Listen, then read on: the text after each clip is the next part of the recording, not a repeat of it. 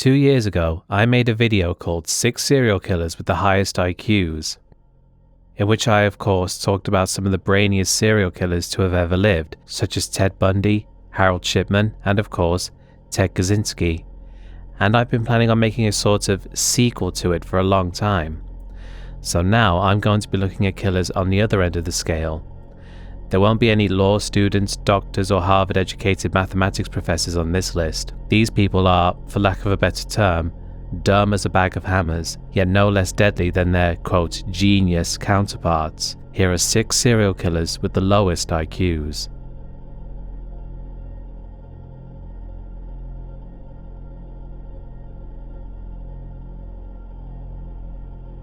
There are 2 infamous boyfriend and girlfriend / husband and wife serial killer duos in the history of the UK. The Moors murderers, Ian Brady and Myra Hindley, and of course, Fred and Rose West, though you certainly can't compare them intellectually. Ian Brady was believed to have possessed a genius-level IQ of 170. Fred West, on the other hand, was an illiterate bumpkin who had an IQ of just 84. Fred West was born on September 29, 1941 in Muchmarcle, Herefordshire, as the second of 6 children. His parents, Walter Stephen West and Daisy Hannah Hill, were known for their excessive use of alcohol, and their household was plagued by poverty, violence, and dysfunction. Fred's father, Walter, was described as a strict and violent man who physically abused his wife and children. Fred also claimed to have been sexually abused by his mother and said that incest was a regular part of family life. Walter worked as a farm labourer and was known to be sexually deviant, often exposing himself to his own children. Walter's abusive behaviour had a profound impact on Fred's upbringing, contributing to the formation of his violent and deviant tendencies. The family lived in a run-down cottage without electricity or running water. They faced significant financial struggles, and Fred grew up in a deprived and neglectful environment.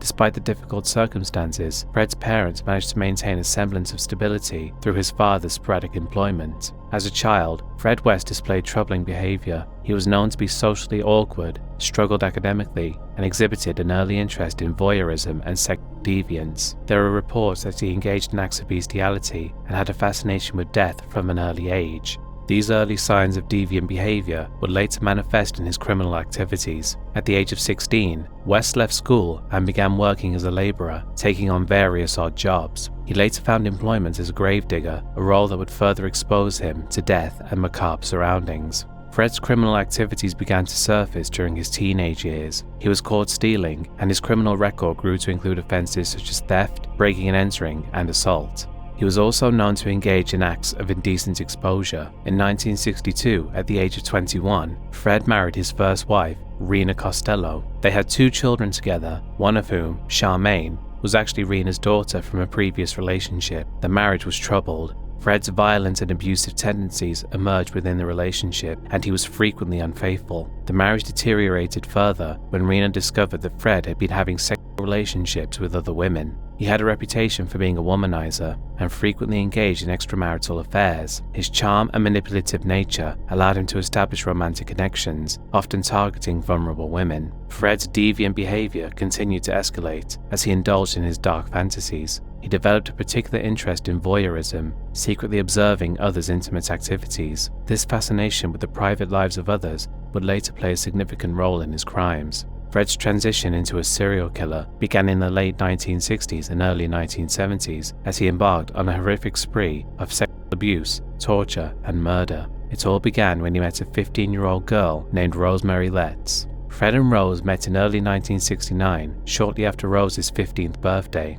They met at a bus stop in Cheltenham, England. Fred was 27 years old at the time. Rose was initially repulsed by Fred's appearance, but she was flattered by the attention he continued to lavish on her the following days. Rose twice refused to go on a date with Fred, but allowed him to accompany her home. In their initial conversations, Fred quickly discovered that although Rose had never had a boyfriend, she was very promiscuous. Rose soon became a frequent visitor at the Lake House Caravan Park, where Fred lived with his 2 children. Rose became a willing childminder to Fred's daughters, who she noted were neglected, and whom she initially treated with care and affection.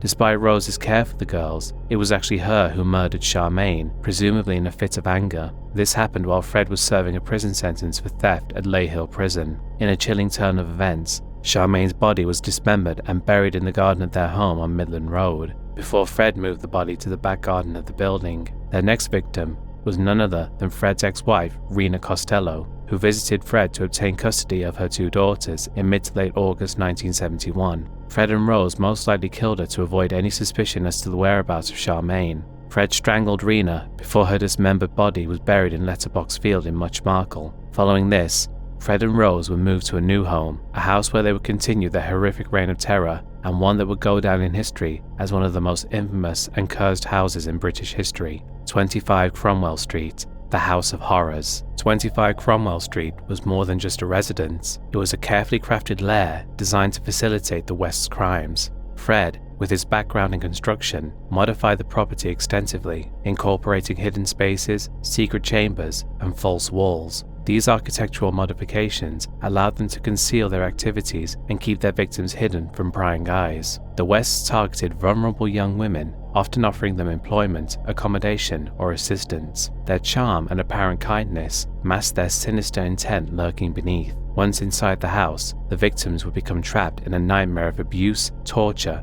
and eventual murder. Within the confines of 25 Cromwell Street, Fred and Rose unleashed their sadistic tendencies upon their victims. The cellar of the house became a horrific torture chamber, where the victims endured prolonged periods of physical and psychological torment. Bound, sexually abused, and subjected to extreme acts of violence, the victims faced unimaginable suffering at the hands of their captors. Rose would also bring home men to engage in lewd acts with, while Fred would watch from a nearby closet. One of the men was apparently Rose's own father. The couple's next victim, Linda Goth, was a lodger at 25 Cromwell Street who was last seen alive in April 1973 and shared sex partners with Rose. Following her disappearance, Goff's mother travelled to Cromwell Street to inquire as to her daughter's whereabouts and saw Rose wearing her daughter's clothes and slippers. Fred and Rose's next victim was 15-year-old Carol Ann Cooper. She was lured to the West's house when they found her waiting at a bus stop. Like Linda Goff, the exact details of her murder are unknown. Over the next 13 years, Fred and Rose would kill 7 more women,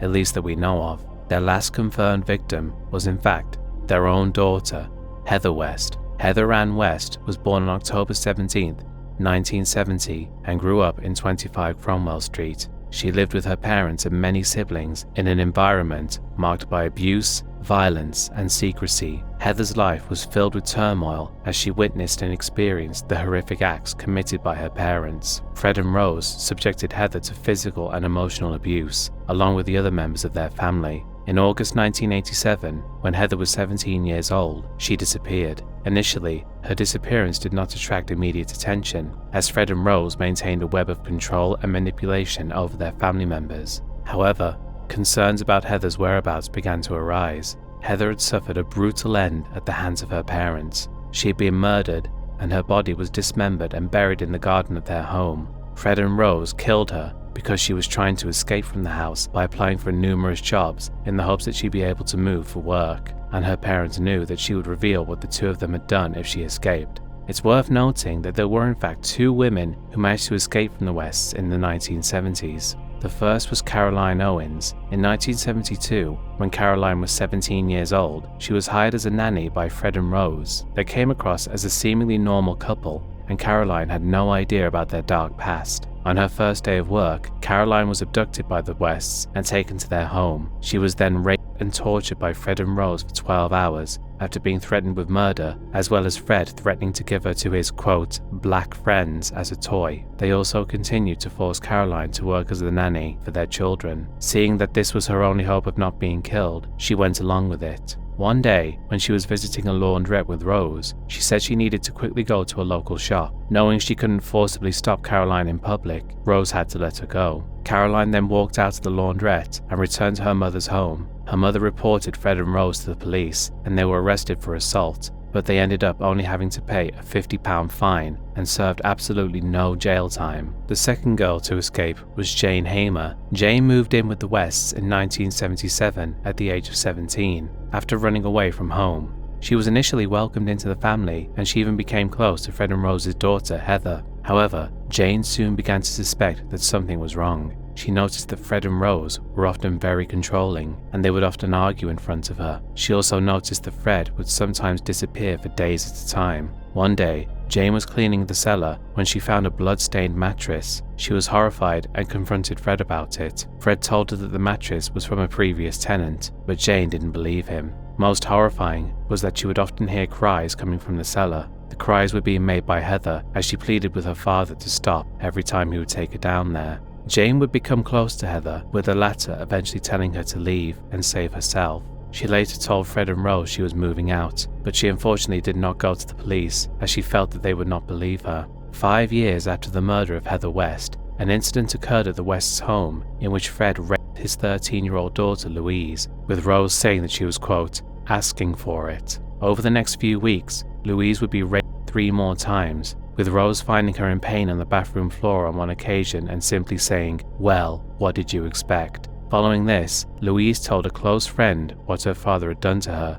The friend then told her mother, who reported Fred and Rose to the police. The police raided the Wests' home and found items related to sexual activities. Louise described her father's actions to the police, and medical examinations revealed evidence of the abuse she had endured. The rest of the West children also told the police about Fred and Rose's abuse, with them also mentioning that their parents threatened to, quote, bury them under the patio like Heather if they told anyone. In February 1994, the police obtained a search warrant for the West residence. The warrant was grounded based on the suspicion of Fred's involvement in the sexual assault and murder of Heather. During the search of the property, human remains were discovered buried in the garden. The remains were identified as those of Heather West. This discovery intensified the investigation and expanded its scope. The police conducted a thorough search of the property, including the house, garden, cellar, and other areas. The remains of multiple individuals were found in various locations on the property, revealing the potential involvement of Fred and Rose in multiple murders.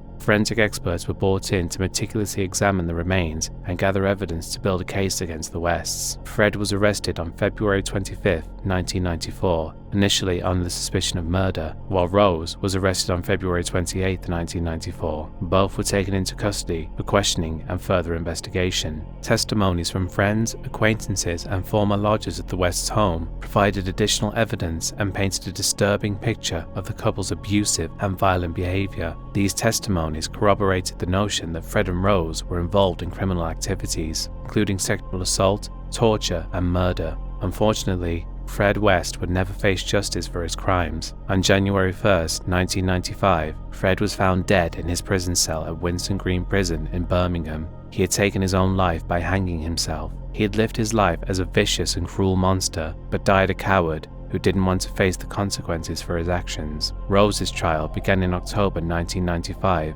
at Winchester Crown Court. She faced charges related to 10 murders, child cruelty, and rape. In November 1995, she was found guilty of all counts and was given a whole life sentence, meaning she will never be released from prison. There's a story that during her early years in prison, Rose began a relationship with one of her fellow prisoners, and that prisoner was none other than Myra Hindley. I guess because Myra had been in prison for around 30 years by that point, she was pretty desperate and decided to hook up with the fat woman who'd previously settled for the crazy village idiot. Everyone in the UK was furious that Fred West had escaped punishment, and it's easy to see why. Everyone wanted to see this evil oaf on trial and handed a sentence that would see him sent to prison for the rest of his life. Instead, one of the UK's most infamous serial killers never faced trial, and the innocent women he killed never received justice for the horrible crimes committed against them. Hey, just before we move on to the next segment, I have to mention something I failed to bring up before, which someone will definitely point out in the comments. Fred's very first murder victim that we know of was actually Anne McFall, the 18-year-old nanny of Fred and Rena's children. She'd had an affair with Fred, which resulted in her becoming pregnant with his child. In July 1967, the two got into an argument which ended with Fred stabbing Anne, who was 8 months pregnant at the time, to death, before burying her body in a field in Much Marcle. If anything, this shows just how evil this dumb bastard was, killing not only an innocent girl, but also his unborn child. It really is easy to see why the British public still hates the West so much to this day.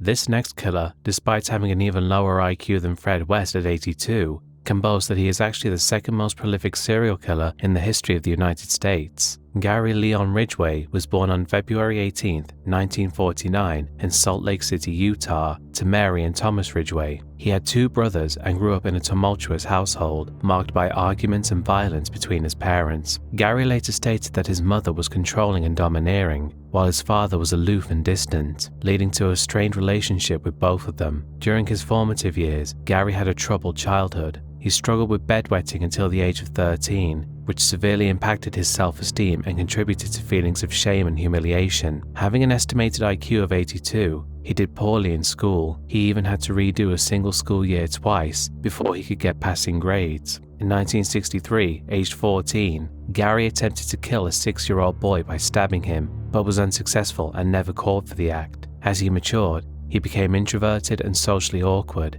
leading to difficulties in forming meaningful relationships. His feelings of inadequacy and rejection further fueled his growing anger and resentment. In his teenage years, Gary began to show signs of troubling behavior. He would often fantasize about overpowering and controlling women, which hinted at the dark desires that would later manifest in his crimes. However, his early criminal activities were primarily related to stealing and petty theft. After graduating from high school in 1969, serving as a supply ship petty officer during the Vietnam War, his military service lasted until 1971 when he was honorably discharged. Gary's life took a significant turn in 1973 when he married his first wife, Claudia Craig. Their marriage was plagued with constant arguments, fueled by Gary's serial infidelity. He frequently visited prostitutes, an activity that introduced him to his future victims. His interactions with sex workers provided him with a sense of control and dominance over vulnerable women, further solidifying his violent fantasies.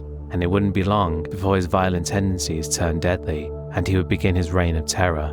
Between 1982 and 1998, the Seattle area was plagued by a string of murders of young women, most of whom were involved in sex work or vulnerable in some way. The killer would dump the victims' bodies in or around the Green River, earning him the moniker the Green River Killer. His modus operandi was typically strangulation, and he often returned to the crime scenes to engage in necrophilia. Of course, as we all know, that killer was Gary Ridgway. Here are just 8 of his victims. Wendy Cofield, a 16-year-old sex worker, was one of his earliest known victims. She was last seen alive on July 8, 1982, before her body was found in the Green River on July 15, 1982. The cause of death was determined to be strangulation. On July 25 the same year, 23-year-old Deborah Bonner, another sex worker, went missing. Her body was discovered near Highway 410 on August 12, 1982, also showing signs of strangulation. Marcia Chapman, a 31-year-old mother of 2, disappeared on August 1, 1982. Her remains were found in the Green River on August 15th of that same year. 16-year-old Opal Mills and 17-year-old Cynthia Hines disappeared on August 12, 1982. Their remains were discovered on August 15th in the Green River. Gary's criminal activities continued into 1983 when he murdered Carol Christensen, a 21-year-old sex worker. She disappeared on May 3, 1983, and her body was found on May 22nd. 17-year-old Giselle Lavorne was last seen on November 1st, 1985. Her remains were discovered on November 27th in the Green River. Rebecca Marrero, a 20-year-old sex worker, disappeared on December 3rd, 1988. Her body was found on December 21st in the Green River. The Green River Task Force was formed in 1982 to investigate the growing number of disappearances and murders. However, Gary's cunning and ability to blend into society allowed him to elude capture for many years. He skillfully avoided suspicion by maintaining a seemingly normal family life and working as a truck painter, which gave him access to isolated areas where he could dispose of the victims' bodies. Throughout the investigation, the task force collected extensive evidence from the crime scenes and victims' bodies. However, despite having some physical evidence, they struggled to identify a suspect and establish a clear link between the crimes due to lack of advanced forensic technology available at the time. During the investigation, Gary did come under suspicion, partly because he had been previously arrested in 1982 for soliciting an undercover police officer posing as a sex worker. His name appeared on the list of potential suspects early on, but without concrete evidence, he remained under the radar. The key breakthrough in the case came with advancements in DNA analysis. The Green River Task Force revisited the evidence collected from the crime scenes using the improved DNA technology. they discovered a match between Ridgway's DNA and evidence left at the crime scenes. This breakthrough firmly established him as the Green River Killer. With the DNA evidence linking him to the crimes, law enforcement put him under close surveillance. Undercover officers collected his DNA through discarded items like a cigarette butt and a cup. The DNA samples were then compared to the evidence from the crime scenes, further strengthening the case against him. On November 30th, 2001, Gary Ridgway was taken into custody at his workplace in Kenworth Truck Factory in Renton, Washington. After his arrest, he cooperated with the investigators and confessed to the murders of 71 women. His detailed accounts helped investigators locate the remains of several victims, offering closure to their families. In December 2003, Gary pleaded guilty to 48 counts of murder as part of a plea deal to avoid the death penalty. He received multiple life sentences without the possibility of parole, ensuring that he would spend the rest of his life behind bars. For a significant portion of his time in prison, Gary was kept in solitary confinement. This measure was taken to protect him from potential harm by other inmates who might target him due to the nature of his crimes. After his arrest and confession, authorities continued to investigate unsolved murders and missing persons cases to see if they could be linked to him. Although Gary's claims to 71 victims were not all confirmed, he remains one of the most prolific serial killers in US history. Over the years, Gary has been the subject of various interviews and documentaries exploring his crimes and psychology. He has spoken to journalists and psychologists about his actions and motivations, offering chilling insights into the mind of a serial killer. It's worth noting that throughout his entire reign of terror, Gary carried on living a normal life, being married 3 times, and even fathered a son with his second wife, Marcia Lorene Brown. According to his son Matthew, Gary was a very loving father who often did various activities with him, such as taking him fishing and going for bike rides, though Gary would apparently sometimes use a picture of Matthew to lure his victims, presumably pretending Matthew was missing, and use the picture to get the women's attention by asking if they'd seen him. Gary also claims that Matthew was with him for one of the murders, but we only have Gary's word to go on, so it's hard to say whether he's telling the truth. It really did seem like Gary fooled everyone around him, especially his third wife, Judith, who really had no idea what her husband was doing. After he was arrested, Judith was quoted as saying, "I love the man I married, and I hate the one who took him away." It's easy to see why she'd feel that way, as it would have been an earth-shattering shock for Judith to find that her beloved husband was none other than the infamous, but not too bright, Green River Killer.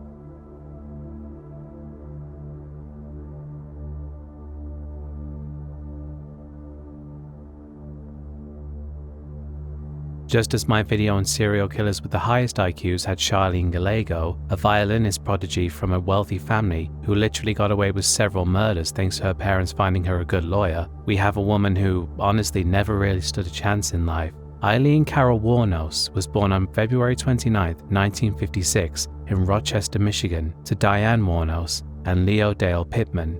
Her parents' tumultuous relationship was marred by abuse, with Wuronos' father being absent for her childhood due to his incarceration for child molestation. Aileen would never meet him, as he was in prison before she was born and hung himself in prison when she was 13. As a result of her father's actions, Eileen's mother struggled to raise her and her older brother Keith on her own. The family lived in poverty, and Diane Wuronos struggled with alcoholism. Despite her mother's efforts, Aileen faced a difficult upbringing with limited stability and love, setting the stage for a troubled adolescence. Eventually, Eileen's mother abandoned her and her brother, leaving them with their paternal grandparents. Eileen's grandmother died of liver failure.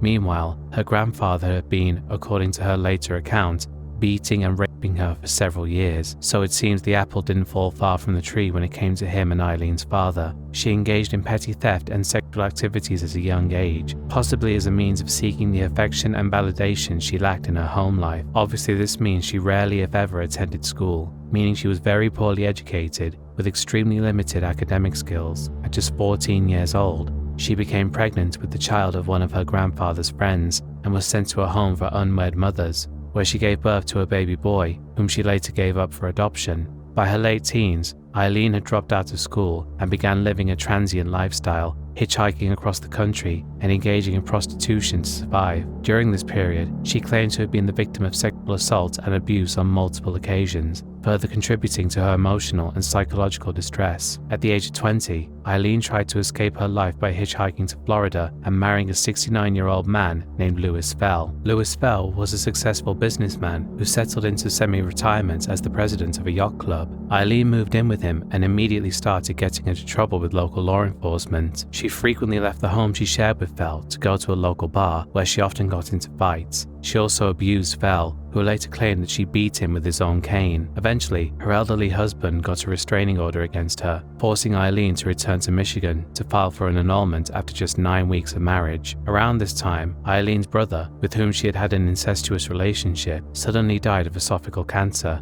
Aileen collected his $10,000 life insurance policy and used some of the money to cover the fine for a DUI and bought a luxury car that she then crashed while driving under the influence. In 1986, Aileen's life took a darker turn, where she met Tyria Moore, a woman who became her romantic partner and accomplice in her later crimes. Together, they embarked on a life of crime and survival, with Aileen continuing to work as a sex worker and committing robberies to sustain their nomadic existence. Between 1989 and 1990, Aileen's life spiraled further out of control. During this period, she murdered 7 men, most of whom were believed to be her clients during her sex work activities. Her modus operandi typically involved luring men into secluded areas, robbing them, and then shooting them at point-blank range. Aileen claimed that she acted in self-defense, stating that the killings were in response to attempted sexual assaults. Her list of victims is as follows. Richard Mallory was a 51-year-old convicted rapist who Aileen claimed to have killed in self-defense on November 30th, 1989. 2 days later, a Volusia County, Florida deputy sheriff found Mallory's abandoned vehicle. On November 13th, his body was found several miles away in a wooded area. He had been shot several times, but 2 bullets to the left lung were found to have been the cause of death.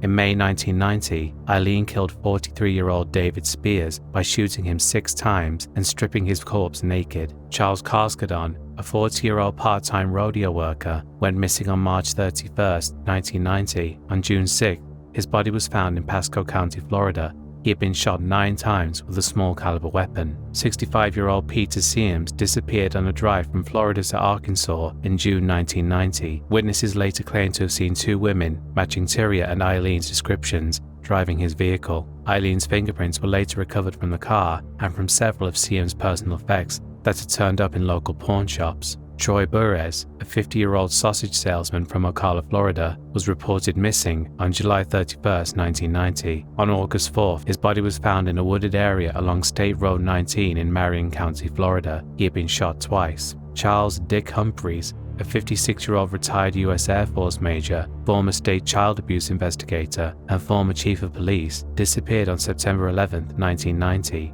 His body was found the next day in Marion County, Florida. He was fully clothed and had been shot 6 times in the head and torso. His car was found in Suwannee County, Florida. Walter Gino Antonio, a 62-year-old police reservist, disappeared on November 19, 1990. His nude body was found near a remote logging road in Dixie County, Florida. He had been shot 4 times. 5 days later, his car was found in Brevard County, Florida. The police launched an intensive investigation after the discoveries of the bodies of the murdered men. In January 1991, Aileen and Moore went their separate ways. Aileen was arrested for a bar fight and in jail, while Moore returned to her home state to Pennsylvania, where she was caught by the police. The police already knew she was Aileen's accomplice and offered her a plea bargain, whereby they would have her call Aileen and attempt to get a confession out of her. The police booked a motel for Moore, where she would call Aileen, who was in prison at the time. In these calls, Moore pretended to be frightened that the police would pin all the blame for the murders on her. She'd beg Aileen to go over the story with her again, step by step,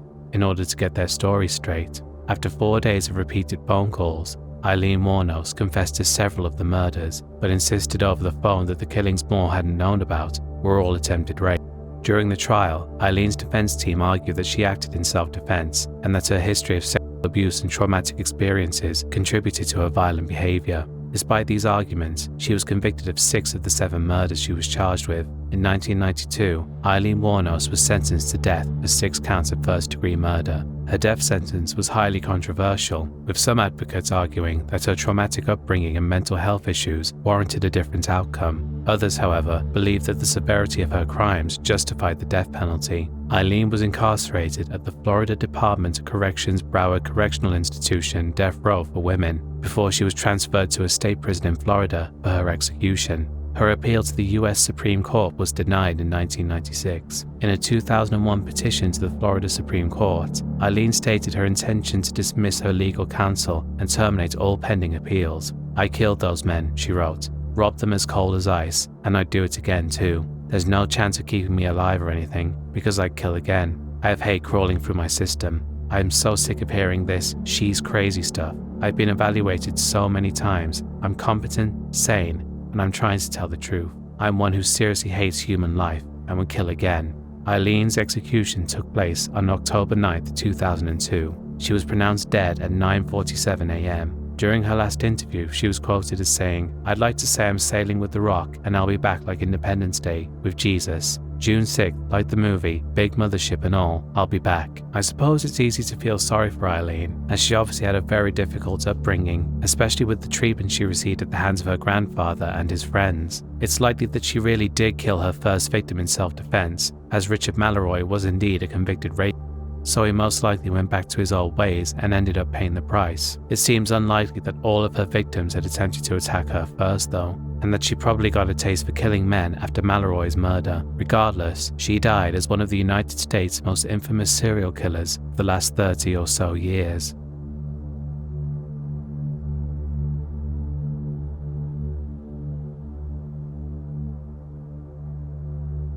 Yet another serial killer who operated as part of a duo, Ottis Toole, was born on March 5, 1947 in Jacksonville, Florida. His childhood was marked by chaos and instability. His mother, Mary Toole, was a prostitute, and his father was reportedly a violent alcoholic. Growing up in such an environment, Toole experienced neglect and abuse, leaving deep emotional scars that would influence his actions in the years to come. He was assaulted by almost every person he thought he could trust. His mother dressed him up as a girl, his older sister raped him before he was 10 years old, and his father prostituted him to a neighbor when he was only 5. Toole's education was disrupted early on, and he struggled academically due to his learning disabilities and behavioral problems. As a result, he never completed high school, and his lack of formal education further contributed to his alienation from society. Toole's criminal involvement began at an early age. In his teens, he engaged in petty theft and arson, displaying signs of antisocial behavior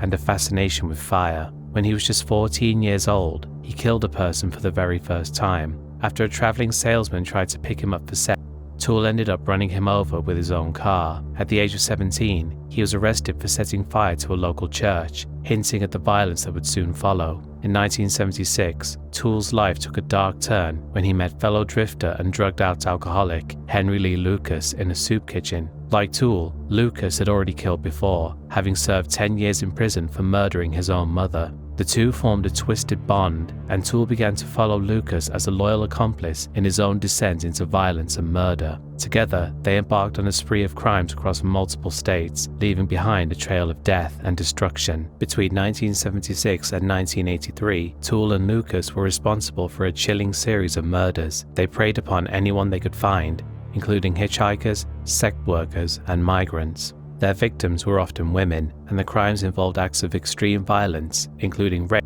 mutilation, and necrophilia. Their lack of a discernible pattern and their ability to move undetected between states made them difficult to track down. The two were actually romantically involved with each other, but their romance came to an end when Lucas apparently showed interest in Toole's teenage niece. He left Toole and ran away with the girl. Toole was reportedly so enraged at Lucas's betrayal that he killed 9 people to, quote, blow off steam. Lucas settled with Toole's niece on a ranch in Texas until the two got into an argument, at which point he murdered her, dismembered her body, and scattered the remains in a nearby field. Then, Lucas lured the woman who owned the ranch out to the same field, killed her, and stuffed her body into a drainage pipe. Soon afterward, Lucas was arrested in Texas in 1983. Meanwhile, Toole was separately imprisoned in Florida in 1984 for burning a 64-year-old man alive. Surprisingly, Henry Lee Lucas wasn't arrested for murder. He'd actually been arrested for possession of a deadly weapon, but once he was in custody, he began to talk about his murders to any police officer who would listen.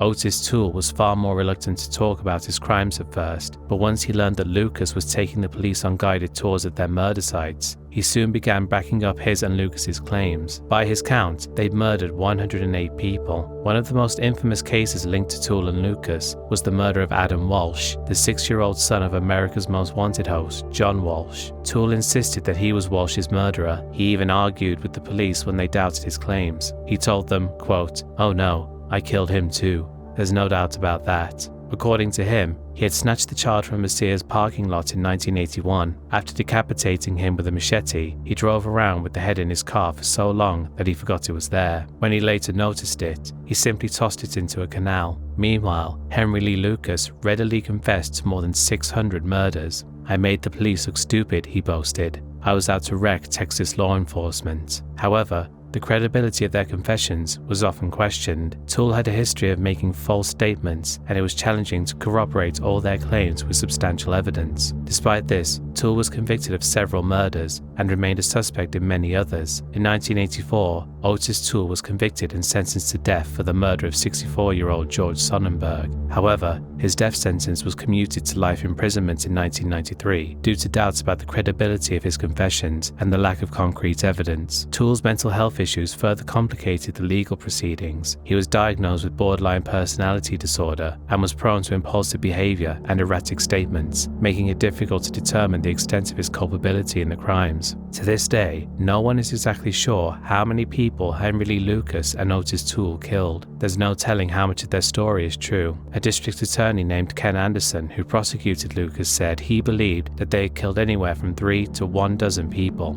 "I don't think he knew exactly," Anderson said. "It's difficult to imagine you can rely on anything he said, but the fact remains he was a serial killer, even though we're unable to pinpoint the exact number." Ottis Toole died of liver failure in prison in 1996. Henry Lee Lucas died of heart failure in prison in 2001, taking the truth of their crimes with him to the grave. Regardless of how many people Ottis Toole killed, it really is shocking to think a man with an IQ of just 75 may have killed dozens, if not potentially over 100 people. But as it stands, we'll never know just how horrifying this monster's reign of terror really was.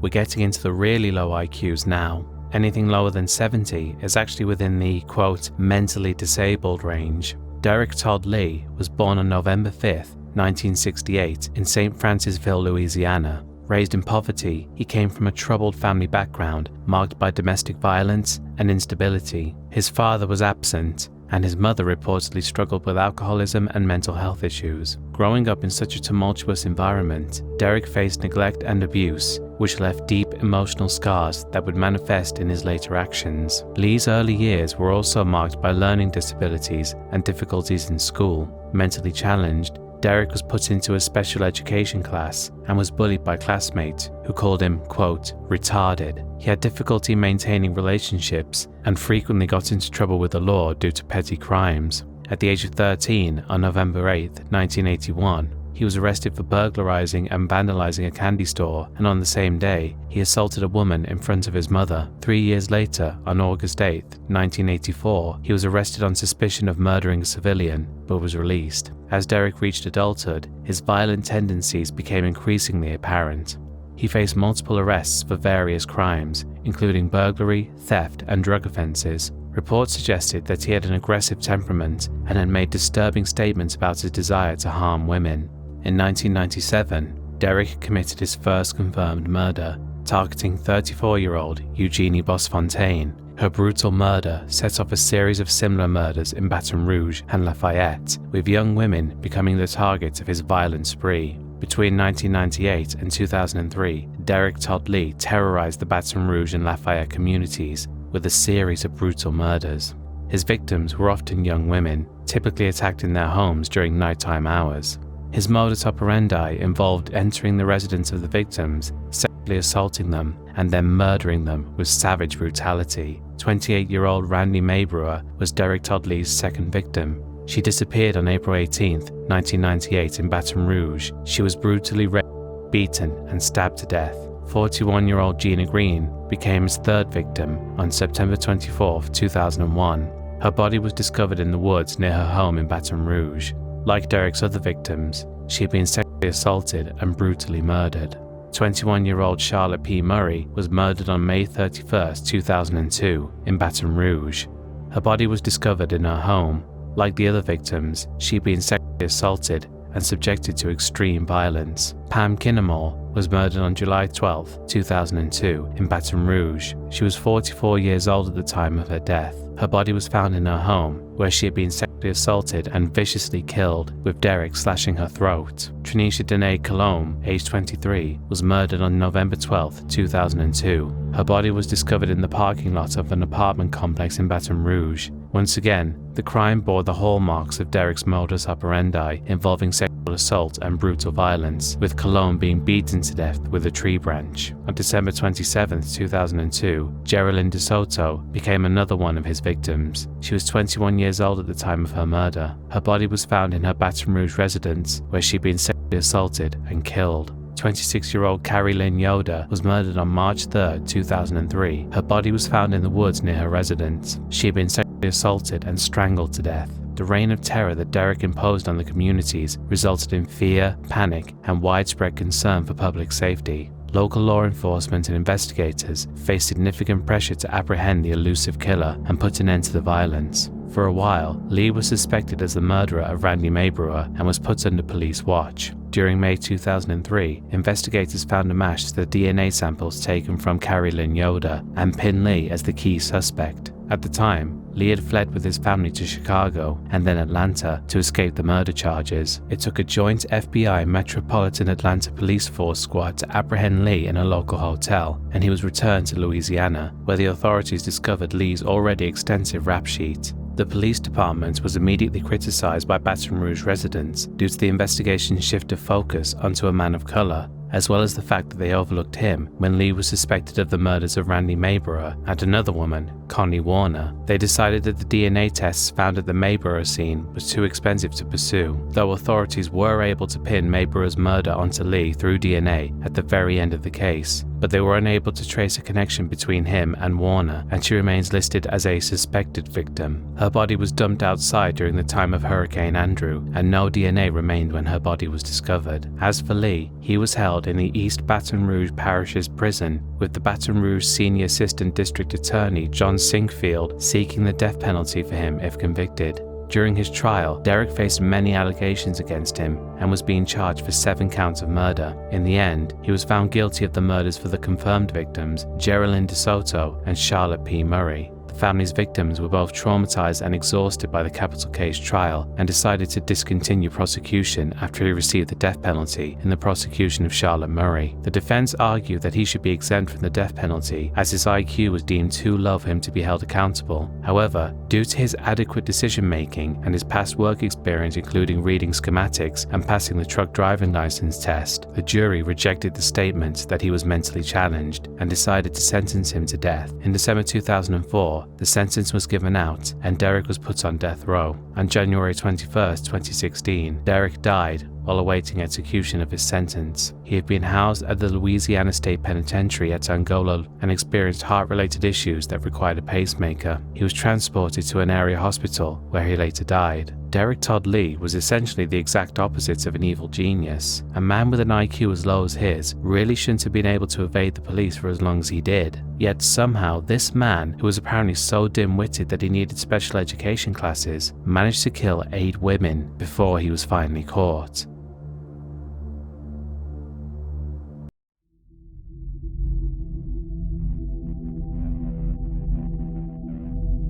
We finally arrived at the serial killer with the lowest IQ at only 64.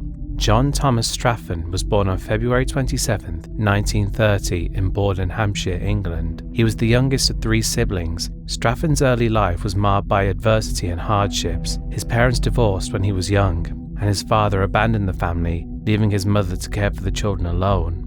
His family struggled financially, and his mother, who was overwhelmed with the responsibility of raising the children, was unable to provide them with a stable and nurturing environment. Straffen's intellectual disabilities became apparent early in his life, and he faced challenges with learning and comprehension. As a result, he struggled to keep up with his peers academically and had difficulty in school. At the age of 10, Straffen was sent to a special school for children with learning disabilities. However, the institution's care and support were inadequate, and he experienced neglect and harsh treatment. The environment of the institution exasperated his feelings of isolation and alienation, leading to behavioral problems and aggressive outbursts. Without adequate guidance or intervention, he struggled to understand and control his impulses. Straffen's violent tendencies became evident during his time in the institution. On July 27, 1947, a 13-year-old girl reported to police that a boy called John had assaulted her by putting his hand over her mouth and saying, "What would you do if I killed you? I have done it before." This incident was not connected to Straffen until later. 6 weeks later, Straffen was found to have strangled 5 chickens belonging to the father of a girl with whom he had cheerfully confessed to it, and many other incidents to which he had not been connected. He was remanded in custody, and the medical officer of Horfield Prison examined him,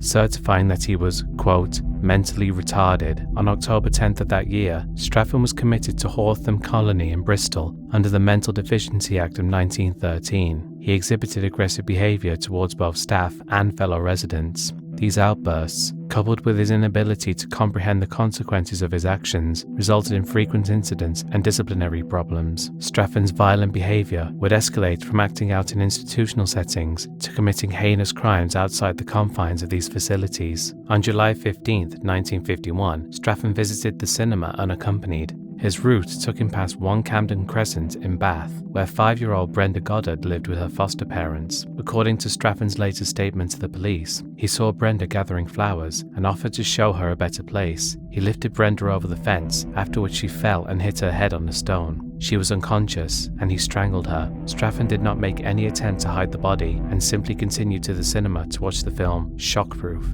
and returned home. This heinous crime led to his apprehension and detention at the high-security psychiatric institution. He managed to escape on October 29, 1952. During his escape, he went to the same cinema where he met 9-year-old Cicely Batstone. He offered to take her to another cinema, at which point the two caught a bus to a meadow known as Tumps, on the outskirts of Bath, where Straffen strangled Batstone to death. Unfortunately for Straffen, several witnesses saw him with Batstone, leading to his arrest. He was considered to be mentally unfit to stand trial and was moved to Broadmoor Mental Institution in Berkshire. Under Broadmoor, Straffen was given a job as a cleaner. On April 29, 1952, Straffen went with an attendant and another patient, which were close to the 10-foot tall exterior wall. In the small yard opposite the wall was a low shed with a sloping roof, which was 8.5 feet high at its highest point. Straffen asked his supervisor if he could shake his duster, and upon receiving permission, went into the yard. Once the other patient had gone back in, Straffen climbed onto the roof and jumped over the wall. He had already made sure he had his civilian clothes under his work clothes. Only 20 minutes after escaping, Straffen came to a private drive in Crowthorne and approached Mrs. Doris Spencer, who was in her garden. He asked her for a drink of water, which she gave him, and then discussed the proximity of Broadmoor and the likelihood of escapes. After 10 minutes, he left. An hour and a half later, he reached Farley Hill, and at about 5 o'clock, Straffen came to the point where 5-year-old Linda Boyer was riding her bicycle around the village. Within half an hour, Linda Boyer was dead, having been strangled. Straffen then asked for a cup of tea from another householder, Mrs. Kenyon, who agreed to drive him to the bus stop.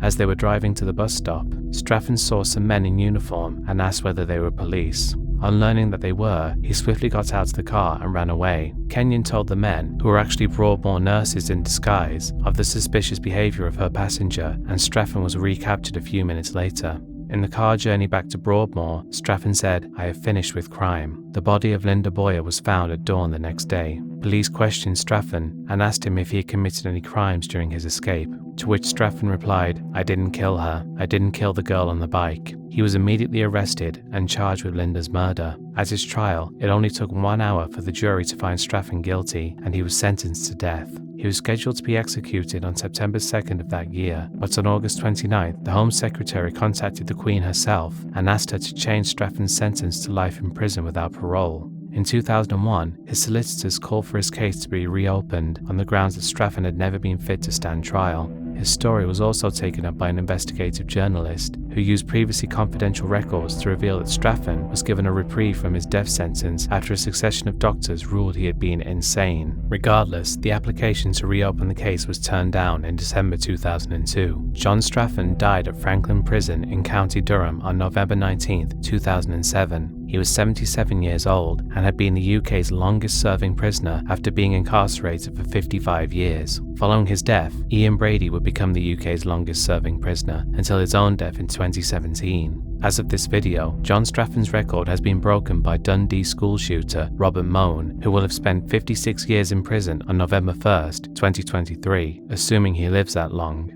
Unlike almost everyone else on this list, it might be a bit hard to call John Straffen evil, as it seems he really was insane and had almost no control over his actions. On the other hand, his victims were all children, which is obviously unforgivable, and he was clearly too much of a danger to others to be allowed to roam free. In the end, prison really was the only place a man like him could live out the remainder of his life. He's proof that it really doesn't matter how, quote, dumb someone is, and that even a man as mentally challenged as him is capable of committing acts of murder. And that's the end of the video, folks. I said this video wouldn't take as long to come out as the last one. That was in May. This video went up in September, meaning it took even longer than the last one. I've said this in my community tab before, but don't believe me when I say a video won't take as long as the last one. For the next video, let's be on the safe side and say it's coming eventually. Thank you very much for watching. Be sure to like, comment and subscribe if you're new, and I'll see you all next time. Goodbye.